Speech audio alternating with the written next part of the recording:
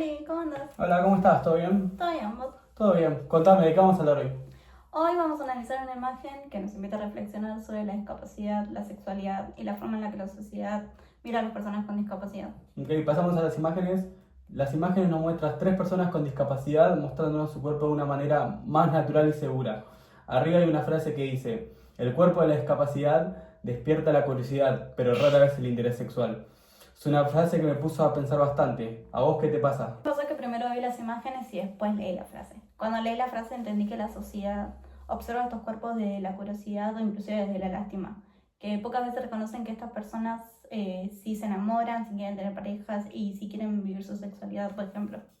Exactamente, creo que esa es la primera barrera que aparece, y no es una barrera física, sino una barrera social, y muchas veces es más difícil de romper que la otra. Cuando leímos los textos de la materia, enseguida relacionamos esta imagen con los conceptos de estereotipo, prejuicios y discriminación. Los tres conceptos son similares, pero no significan lo mismo. Un estereotipo es una idea muy significada que tenemos sobre un grupo de personas. Es como poner a todos dentro de la misma bolsa. Claro, como por ejemplo que todas las personas con discapacidad son dependientes de alguien, que necesitan ayuda o que no se pueden defender por sí mismos. Después me nombraste los prejuicios. Eso ya implica emitir un juicio sobre alguien sin conocer a la persona. Es decir, queremos conocer a la persona solamente porque pertenece a un determinado grupo. Claro, un ejemplo sería pensar que una persona con discapacidad intelectual no puede formar una pareja o crear una familia. Y esa idea no surge de conocer a la persona, sino que es una carencia instalada socialmente. Estos prejuicios se traducen en acciones, aparece la discriminación, el tercer y último concepto. Es cuando se le niegan las oportunidades a una persona o directamente se decide por ella. Claro, muchas veces pensamos que discriminar es excluir o insultar solamente, pero discriminar también es no escuchar los deseos de la otra persona o simplemente pensar que se puede decidir qué hacer con su vida. Y eso pasa mucho con las personas con discapacidad. Muchos creen que pueden decidir si pueden estudiar, si pueden salir e inclusive si pueden enamorarse o no. Claro, todo esto nos lleva a pensar en Carlos Clear y su texto de la diversidad bajo sospecha. Carlos nos explica que durante muchos años la sociedad construyó una idea de normalidad. Por eso cuando aparece alguien que rompe esta normativa, se lo tiende a mirar raro o problemático. Claro, es como que si tuviese que existir cuerpos perfectos o correctos. Y cuando hay cuerpos que no entran en este modelo, se los intenta explicar o corregir.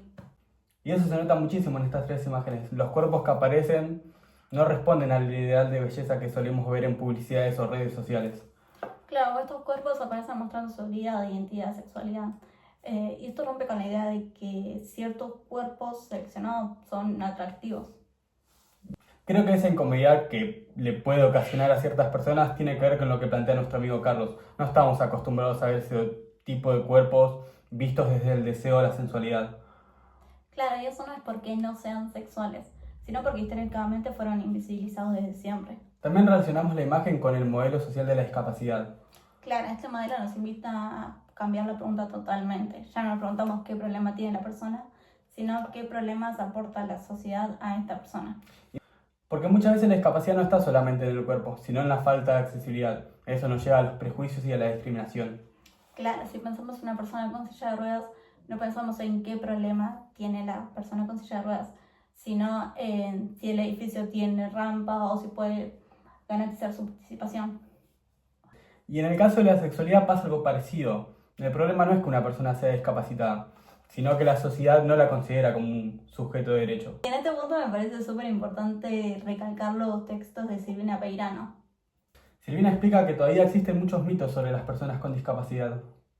Sí, una de las más comunes es pensar que son eternos niños. Cuando que alguien es un niño o niña para siempre, automáticamente lo relacionamos con que no puede enamorarse, no necesita educación sexual o que no tiene deseo siquiera. También existe la idea totalmente opuesta de que las personas con discapacidad no pueden controlar sus impulsos sexuales. Pero no sostiene que todas las personas tienen derecho a vivir su sexualidad como quieran y que la educación sexual integral tiene que llegar a todas las personas con discapacidad. Silvia dijo algo también que a mí personalmente me pareció muy interesante. El problema de todo esto no es la discapacidad en sí, sino el silencio que se hace.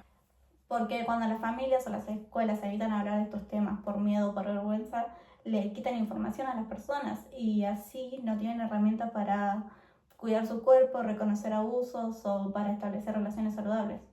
Como futuros docentes nos hace pensar que no podemos dejar estos temas de lado y evitarlos. Claro, porque estas imágenes nos interpelan como futuros docentes. Y podríamos seguir hablando del tema y hacer oídos sordos o poder hacer algo para ayudar a cambiarlo.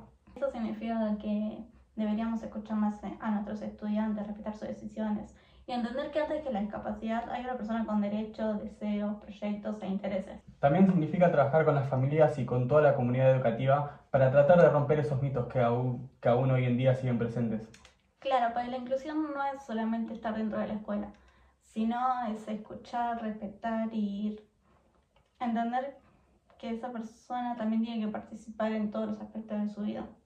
Bueno, después de analizar estas imágenes entendimos que el verdadero problema no es la discapacidad.